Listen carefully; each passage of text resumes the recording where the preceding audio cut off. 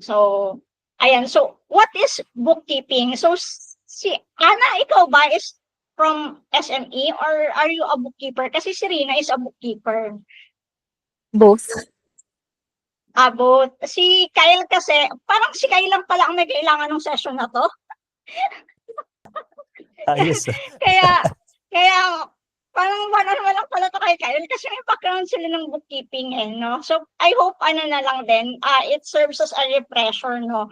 Kasi, kung ituturo ko, ito talaga yung parang fundamental. Ito yung, dito nagsisirculate how you handle the accounts, how they are entered into books, and how they get into your financial statements. Yun yung core nitong workshop na to. So, ano ba yung bookkeeping? Lagi natin naririnig yung bookkeeping, yung accounting. So, technically, bookkeeping is the systematic process of recording and organizing all financial transactions in a business. No?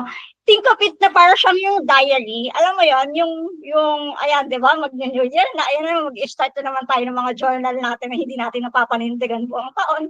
Umugot. Parang ganun siya.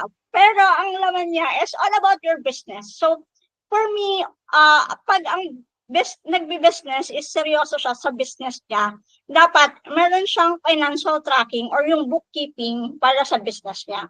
So, it goes with freelancers as well. So, kung freelancer ka and you treat your freelancing as a business, dapat may bookkeeping ka pa rin for your freelancing. The ironically, yung mga bookkeeper na freelancer, most of them, hindi nagbo-bookkeep ng sarili nila.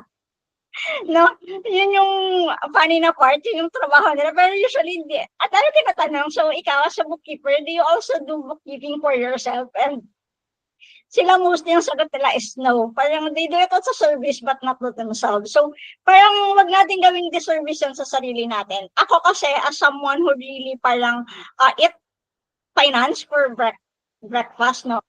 I have other income aside from freelancing. Ako talagang, not consistent daw si Ana. Ito talaga is one of the things that I do. Parang I can be chaotic in other things, but my finance should always be andyan siya and I want to be able to handle it well. So yung bookkeeping helps with that. Ayan. Yung bookkeeping, it includes yung pag-record ng daily transaction, pag-record ng mga money na coming in, money na going out, yung money na utang mo, yung mga money na utang sa'yo. In business kasi, what I realized kasi na when I started, I've been doing accounting for 4 years as a profession.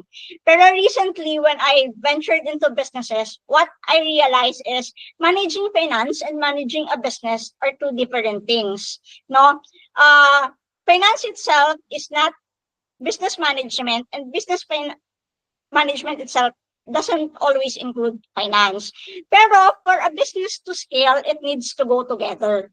Yun yung hindi nakikita ng iba. Like, last year, we tried to put up ng parang, nagtayo kami ng business ng kapatid ko. We started with a capital ng 10,000. Ano lang siya, pag nagtinda kami ng bigas plus sari-sari store, and I realized yung sari-sari store, kahit pondohan mo lang siya ng kapital ng 5,000, in 6 months, you can like double it. Naka-record tayo, don't worry.